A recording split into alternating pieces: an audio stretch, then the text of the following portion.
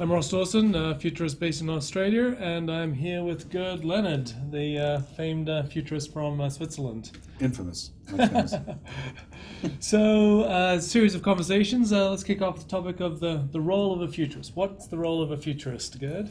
Well, I think the definition is up for grabs, of course, but for me, most importantly, what I do is my work is not about predicting the future or finding out where it's going and then telling others, but to essentially share foresights, basically stuff that you have developed over the time that becomes important.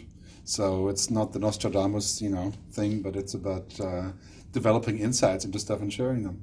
How about you? Well, my usual definition of a futurist is someone who helps people think about the future in order to make better decisions today.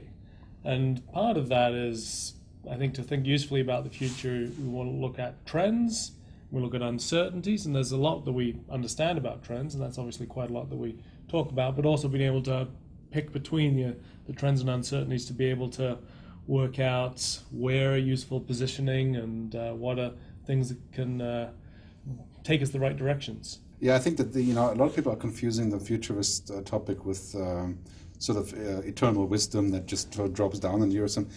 I think that it's important to understand what it really means, and I think that the main thing is that for many of my clients, for example, is that they're really interested in developing stuff that they don't usually have time for. So when you're operating a business, you're thinking about next week, next month, maybe next year, but not 5 years from now. Yeah, right? Absolutely. So that's what I'm trying to do, is basically say, okay, 3 to 5 years from now, who are you going to be? What is your business going to be like? And how do you get from A to B?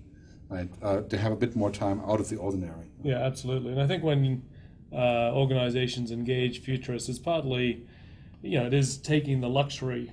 Well, it's not a luxury. In fact, it's a necessity. But being able to say, people are just executives are dragged down into the everyday, and all of the problems and the issues, and to actually sit down with a futurist, be it speaking or a workshop, you're actually saying, I am going to step away from the today and look into the future with people who spend all of their time thinking about that. So often I get asked, how do you have the time to keep on top of everything? And well, that's my job. And whilst it's everybody's job in a way, the reality is people do get drawn down into the issues, the management issues of the day. I don't know who said this, but there's a saying, I think, if Henry Ford had asked people what they wanted, they would have said faster horses. Yes. Right? So many times in business we're in this situation where we're saying we want to do things better, make more money, improve things, right? But really, what is beyond the obvious? I mean, for example, Steve Jobs invented the iPad. Nobody was saying that they want to have a touchscreen computer. Yes. But that was his decision to look beyond the obvious. Right? So going beyond the obvious is actually quite hard, because you're obviously just busy making things work now. Right? Yep. So looking beyond the obvious is kind of a special skill that I hope we can give that to our client. I think so, but I think it is also about drawing out the obvious. Yeah. I mean, some of the trends that are in place around social trends to openness and transparency and beliefs in that, for example, or trends to sharing more information. In a way, these are very obvious, but you still need to draw people's attention to them and say, well, look at this trend. Just let's imagine what happens if this trend continues. What are the implications? And sometimes you need to pay attention to the obvious as well. Yeah, it's the obvious, and then there's the sort of explicit and implicit kind of thing, right? So you can explicitly look at certain things, but there's implications or assumptions that you haven't reviewed, right? So, for example, when the music industry thinks about 10 years ago, it was quite clear that people wanted to make the shift to digital and to a business model, but they looked in a whole different direction, right? So barking up the wrong tree, like very common problem, right? So you look in this direction because that's what you would like to see, right?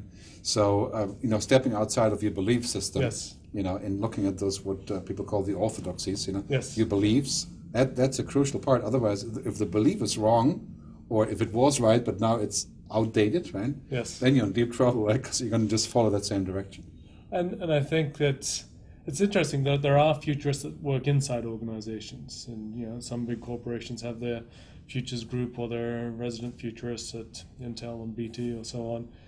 But I think there is a far more value in bringing someone from outside who not only has different perspectives from often outside the industry or certainly outside the way of thinking, but also, where there is doesn't matter, you can say anything you want. And they may not hire you again, but you can still say whatever you want in order to challenge the current thinking. There's a disrespect that goes with the job, right? Absolutely. You have to be able to say, something that the CEO would never want to hear from an employee without getting fired. And this is the crucial part: is that if there's holy cows, that you can't touch, then everything is walking around those, and then that basically means sooner or later something is going to happen that is not good, right? So being able to put your finger on that's crucial. I think that's our job, right? Yeah. So stick our head into the news and say, Paul. And I sometimes describe myself as a provocateur, and I think you're probably even more a provocateur than me. But that's the value. You're provoking people to think beyond what they currently are. Yeah, I think that's the mission. I think it's not always easy because basically it's not what people think of, sort of people tinkering with stuff and inventing things or looking at the crystal ball. There's actually none of that. It's really about foresights are quite hard to develop, because you have to sort of parallelize. You have to think 50,000 feet, 10,000 feet, 50 feet, all at the same time. So those are a few thoughts on the future of what the role of a futurist.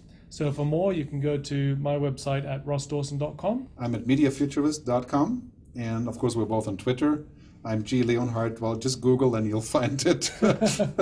And we have a bunch of books out, and so you just take a look at that, and then you'll know everything about the future you ever want to know.